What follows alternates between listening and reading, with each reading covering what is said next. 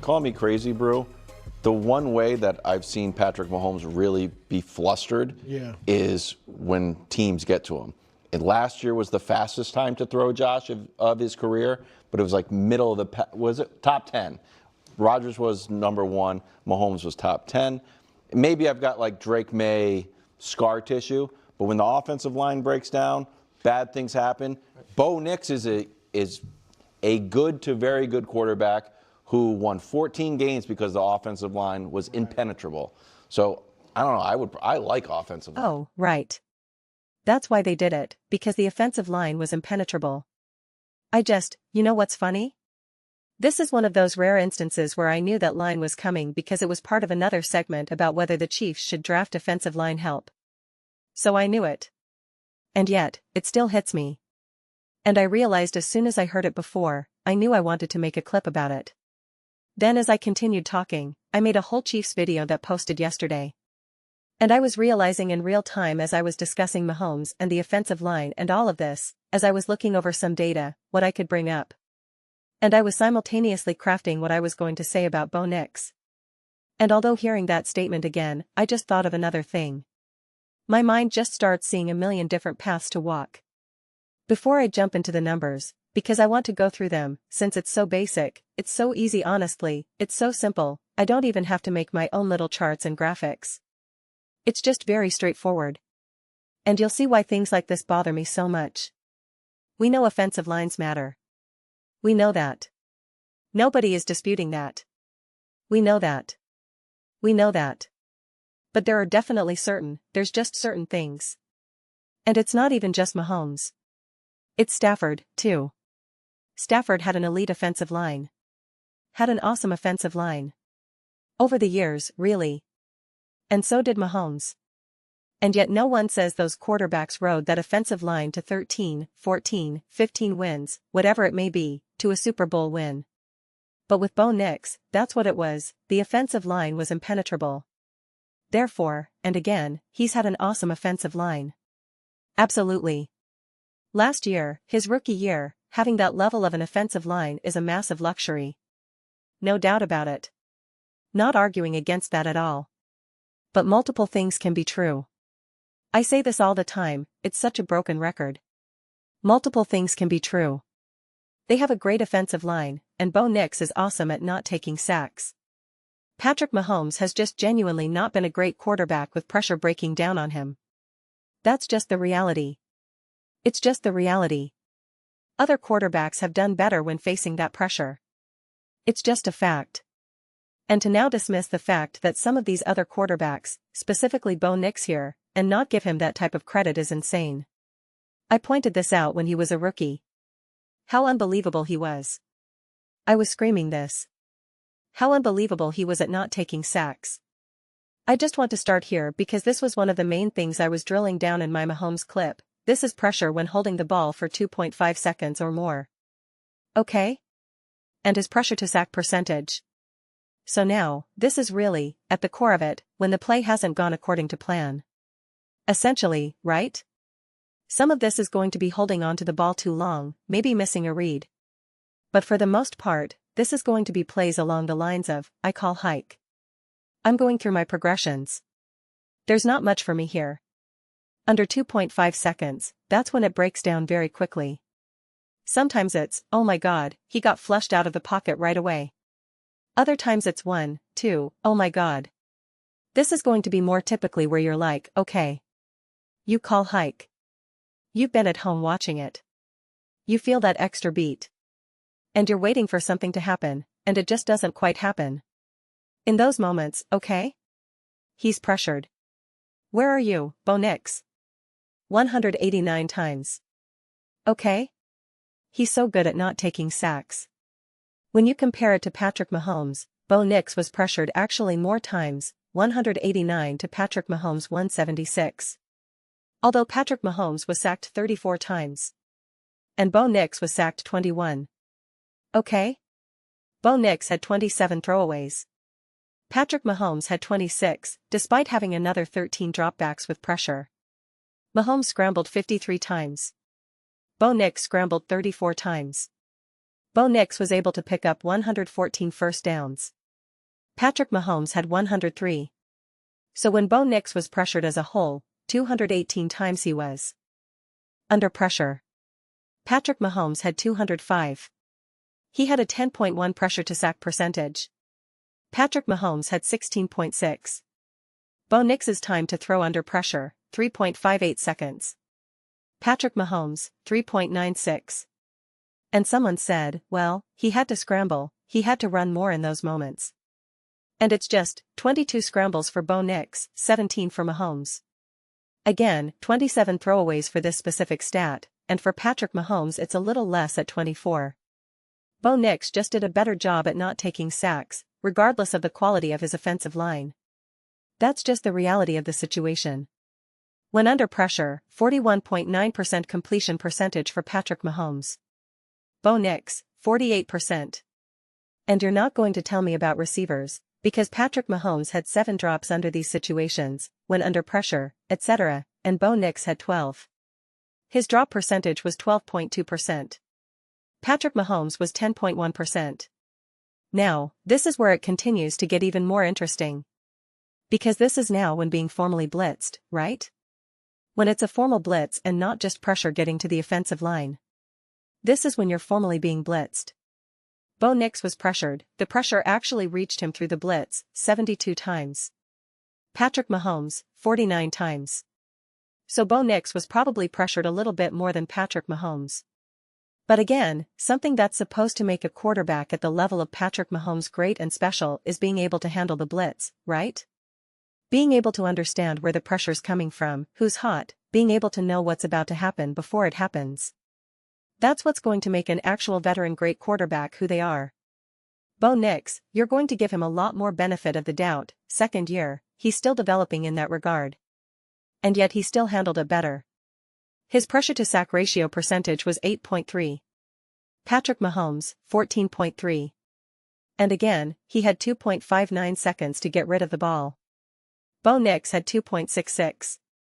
So, pretty much a toss-up there. But what's so interesting is that Bo Nix had 9 touchdowns, 2 interceptions when being blitzed. Patrick Mahomes had 5 touchdowns, 4 interceptions when being blitzed. And when we talk about support, Bo Nix had 6 drops, Patrick Mahomes had 4. Bo Nix's adjusted completion percentage, factoring in throwaways, drops, etc., was 76.2%. Patrick Mahomes, 73.3%. So no matter how you slice it, Bo Nix simply did better when the pressure was there, when the pressure was on, when he was being formally blitzed, when it was just a breakdown in protection, etc. Whether it was an extended play, holding onto the ball for more than 2.5 seconds, no one's really open, whatever it may be, or less than that. And this is now, and this will be the last group of stats I show you. Under 2.5 seconds. Bo Nix was pressured 29 times. Patrick Mahomes was pressured 28 times. And now, again, this is under 2.5 seconds. So these are the types of plays where things are breaking down quite quickly. Again, whether it's a blitz or just because. That's 28 and 29. And this is what Patrick Mahomes has always been great at, right? Getting the ball out quick, doing everything fast. It's always been hike throw, hike throw, hike throw. Patrick Mahomes has been doing that really for these last few years big time. So he's great. He took 0 sacks under those circumstances, and it's like, yeah, that checks out. Bo Nix only 1. Only 1. It's okay to give him those flowers. Because that's exceptional. He had a 3.4% pressure to sack percentage. That's exceptional. Okay, Sam Darnold in that circumstance was 9.8. Matthew Stafford, obviously an elite quarterback, 5.6. Right? Josh Allen 7.4.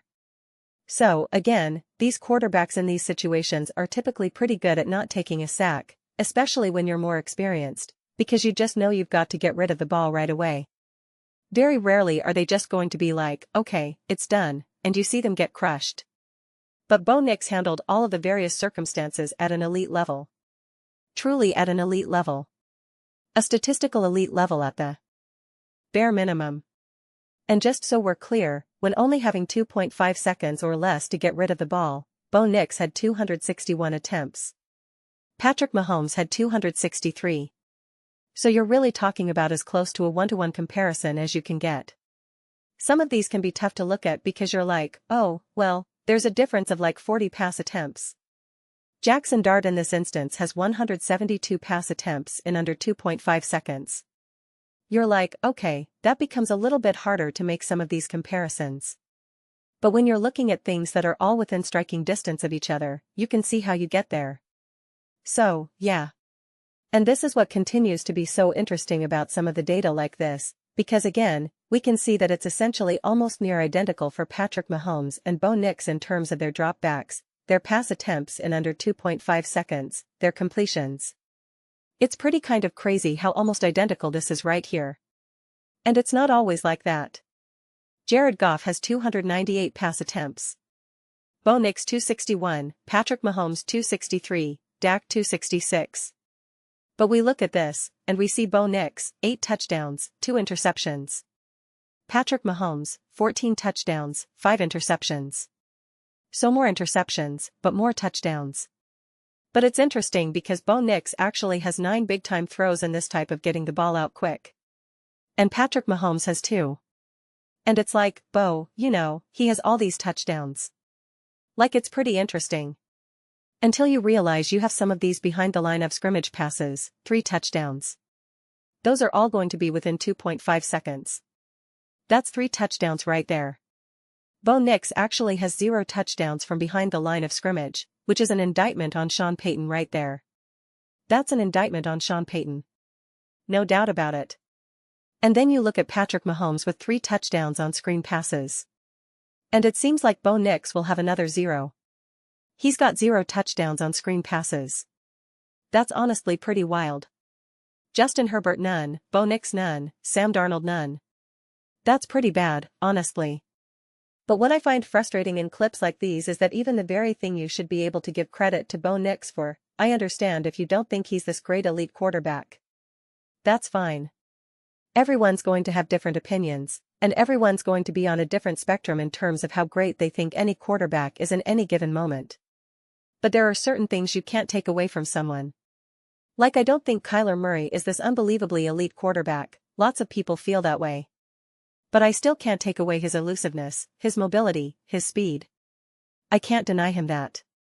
So it's frustrating that one of the genuine undeniable superpowers of Bo Nix gets reduced to, well, he had an elite offensive line, and that's what got them to 14 wins.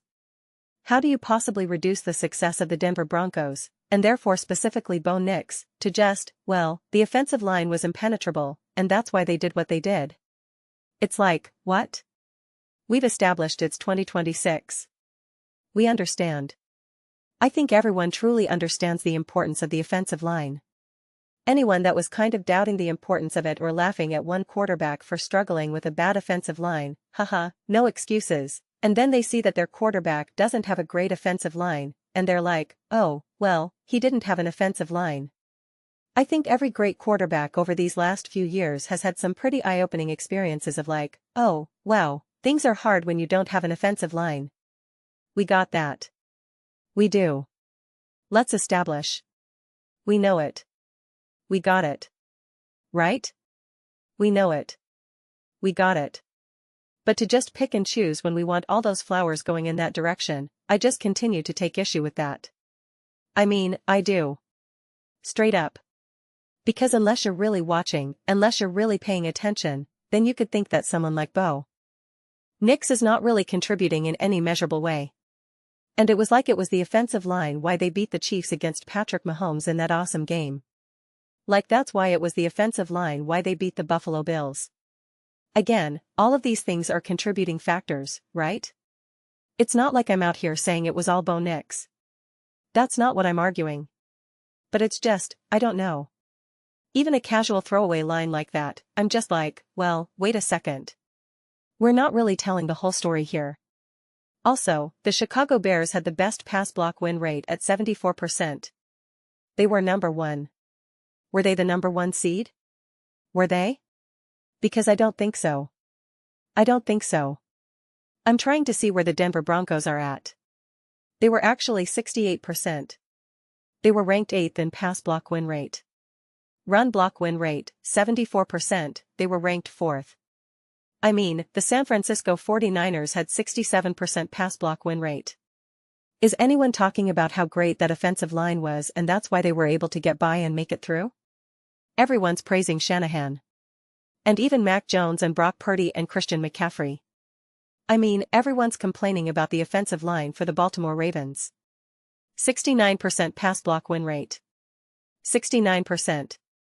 And that's not because they're just getting rid of the ball real fast. We know that's not how the Baltimore Ravens play.